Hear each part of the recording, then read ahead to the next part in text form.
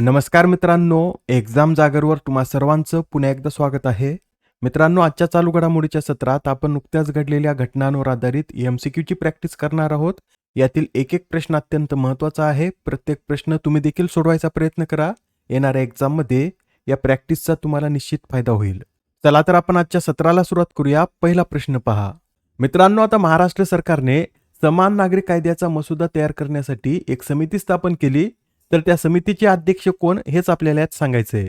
या प्रश्नाचं उत्तर आहे पर्याय क्रमांक 1 म्हणजेच रंजना देसाई या त्या समितीचे अध्यक्ष आहेत.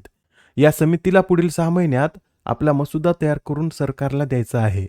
या समितीत अध्यक्षांव्यतिरिक्त 6 सदस्य असून त्यांची नावे सुद्धा नोट करून घ्या. यात न्यायमूर्ती आर.सी. चव्हाण, न्यायमूर्ती एस.जी. मेहरे व तसेच महाराष्ट्राचे माजी मुख्य सचिव डी.के. जैन, माजी महाधिवक्ता वीरेंद्र सराफ यांचा सुद्धा समावेश आहे व रमेश पंत व डॉक्टर सुवर्ण रावल या देखील या समितीच्या सदस्य आहेत. बरं, यूसीसी लागू करणारं देशातील पहिलं राज्य कोणतं? तर उत्तराखंड यूसीसी लागू करणारं देशातील पहिलं, तर गुजरात हे दुसरं राज्य आहे. आणि मित्रांनो, या दोन्ही राज्यात जी समिती स्थापन केली होती त्या समितीच्या अध्यक्षा सुद्धा रंजना देसाई याच होत्या. Next question. मानस आणि महाभारत हे आंतरराष्ट्रीय सभ्यता अध्ययन केंद्र कोठे सुरू करण्यात आले? तर या केंद्राची सुरुवात किर्गिस्तानची राजधानी बिश्केक येथे करण्यात आली. बरं, या केंद्राचा उद्देश काय? तर किर्गिक लोकांचे मौखिक महाकाव्य मानस आणि भारताचे प्राचीन संस्कृत महाकाव्य महाभारत यांच्यातील ऐतिहासिक आणि संरचनात्मक साम्य शोधणे हा या केंद्राचा उद्देश आहे.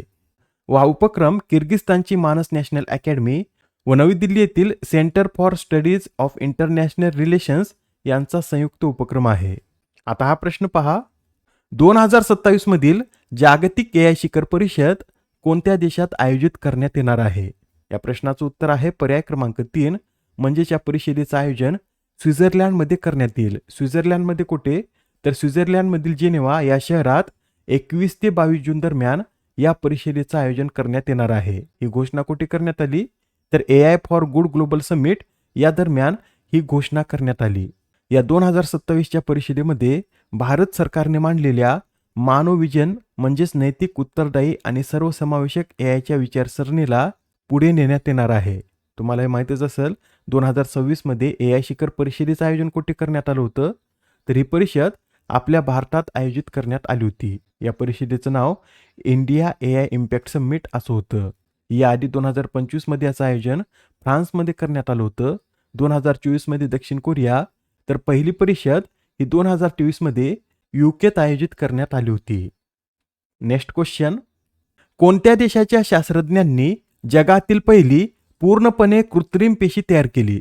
तर आता जगातील पहिली पूर्णपणे कृत्रिम पेशी ही अमेरिका या देशाच्या शास्त्रज्ञांनी तयार केली आहे. अमेरिकेतील मिनेसोटा विद्यापीठातील शास्त्रज्ञांनी या कृत्रिम पेशीची निर्मिती केली व याला काय नाव देण्यात आलं? तर स्पड सेल असं या पेशीला नाव देण्यात आलं. स्पडचा अर्थ बटाटा असा होतो व ही पेशी बटाट्यासारखी दिसत असल्यामुळे याला स्पड सेल असं नाव देण्यात आलं आहे. आणि मित्रांनो, विशेष बाब म्हणजे या पेशीच्या निर्मितीसाठी कोणत्याही सजीव पदार्थाचा उपयोग करण्यात आलेला नाही. पुढील प्रश्न. कोणत्या कंपनीने जगातील पहिले आठवड्यातून एकदा घ्यायचे वीकली बेसल इन्सुलिन लॉन्च केले? तर आता जगातील पहिले आठवड्यातून एकदा घ्यायचे वीकली बेसल इन्सुलिन हे नोव्हो नॉर्डिक्स या कंपनीनं लॉन्च केलं आहे.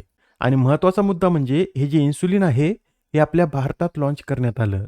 कंपनीच्या दाव्यानुसार हे बेसल इन्सुलिन टाईप 1 आणि टाईप 2 मधुमेहासाठी अत्यंत उपयुक्त ठरेल व याच्या आगमनामुळे ज्या लोकांना 365 दिवस इन्सुलिन इंजेक्शन घ्यावे लागत त्यांना आता वर्षाला फक्त 52 इन्सुलिन इंजेक्शनच घ्यावे लागतील. Next question. हा एक मल्टीलायनर प्रश्न आहे. यात आपल्याला बरोबर नसलेलं विधान ओळखायचं आहे. पहिलं विधान पहा. उत्तराखंड हे देशातील 6वे पूर्ण साक्षर राज्य बनले. मित्रांनो, विधान बरोबर आहे. नुकतंच आता उत्तराखंड हे देशातील 6वं पूर्ण साक्षर राज्य बनलं आहे. दुसरं विधान पहा. केंद्रीय शिक्षण मंत्रालयानुसार ज्या राज्यातील 15 वर्षावरील व्यक्तींचा वयस्क साक्षरता दर 90% होतो त्याला पूर्ण साक्षर घोषित केले जाते.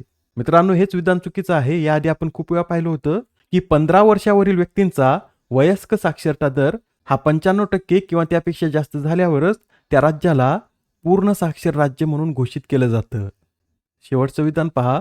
मिझोराम हे भारतातील पहिले पूर्ण साक्षर राज्य आहे. हे सुद्धा विधान बरोबर आहे. मिझोरामच भारतातील पहिलं पूर्ण साक्षर राज्य होतं. व यात बी हे विधान चुकीचं असल्यामुळे या प्रश्नाचं सुद्धा उत्तर काय असेल, तर पर्याय क्रमांक 4 हे या प्रश्नाचं उत्तर आहे. बरं, आपल्याला जर असं विचारलं की भारतातील पहिला पूर्ण साक्षर केंद्रशासित प्रदेश कोणता, तर लडाख हा देशातील असा करणारा पहिला केंद्रशासित प्रदेश आहे. मिझोराम या राज्याच्या आधीच लडाखने ही उपलब्धी प्राप्त केली होती. मिझोराम नंतर गोवा, त्यानंतर त्रिपुरा, त्यानंतर हिमाचल प्रदेश व पूर्ण साक्षर बनणारं 5वं राज्य हे सिक्कीम आहे. बरं, तुम्हाला साक्षर व कार्यात्मक साक्षर यातील फरक माहिती आहे का? तर साक्षर म्हणजे ज्यांना लिहिता वाचता येतं त्यांना साक्षर म्हणतात व यापुढे जाऊन ज्यांना लिहिता वाचता येतं व ते या ज्ञानाचा उपयोग आपल्या व्यावहारिक जीवनात सुद्धा करू शकतात त्यांना कार्यात्मक साक्षर असं म्हणतात. व भारतात कार्यात्मक साक्षरता दर वाढवण्यासाठी उल्हास हा उपक्रम राबवण्यात येत आहे. व याचं उद्दिष्ट काय, तर 15 वर्षे आणि त्याहून अधिक वयाच्या प्रौढांना शैक्षणिक संधी प्रदान करणे हे या उल्हासचं उद्दिष्ट आहे. उल्हासचा फुल फॉर्म लक्षात ठेवा, understanding of life long learning for all in society असं याचं पूर्ण स्वरूप आहे. आता हा प्रश्न पहा काय म्हणतो, भारताचा 98वा ग्रँड मास्टर कोण बनला? या प्रश्नाचं उत्तर आहे पर्याय क्रमांक 1 म्हणजेच अश्वत यस हा आता भारताचा 98वा क्रमांकाचा ग्रँड मास्टर बनला आहे.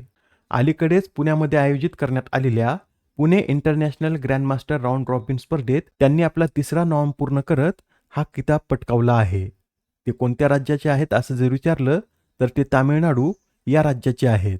बरं, भारताचा 96वा ग्रँड मास्टर कोण, तर गोव्याचा एथन वाज हा भारताचा 96वा ग्रँड मास्टर असून तामिळनाडूचा हर्षवर्धन जी बी हा भारताचा 97वा ग्रँड मास्टर आहे.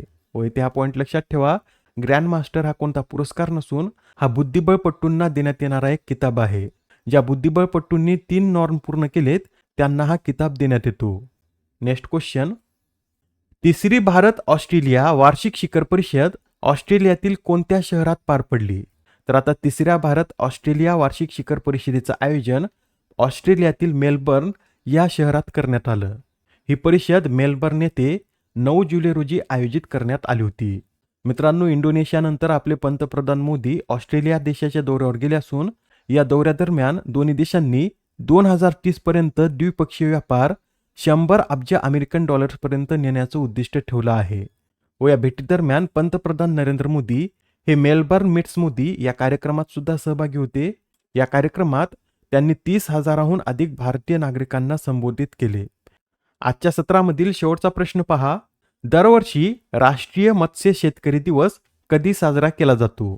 तर हा जो राष्ट्रीय मत्स्य शेतकरी दिवस आहे हा दरवर्षी 10 जुलै रोजी साजरा केला जातो. पहिल्यांदा हा दिवस 2001 मध्ये साजरा करण्यात आला होता. बरं, निळी क्रांती ही कशाशी संबंधित आहे? तर मत्स्य व सागरी उत्पादनाशी ही क्रांती संबंधित आहे. या आधीच्या सत्रात तुमच्यासाठीचा प्रश्न होता, DRDOने कोणत्या संस्थेच्या सहकार्याने भारताचा पहिला स्वदेशी सामरिक एरोस्टॅट विकसित केला? या प्रश्नाचं उत्तर आहे पर्याय क्रमांक 3 म्हणजेच IIT दिल्लीच्या सहकार्याने DRDOने हा सामरिक एरोस्टॅट विकसित केला आहे. हा एरोस्टॅट आकाशामध्ये तब्बल 20 किलोमीटर उंचीपर्यंत जाण्यास सक्षम आहे.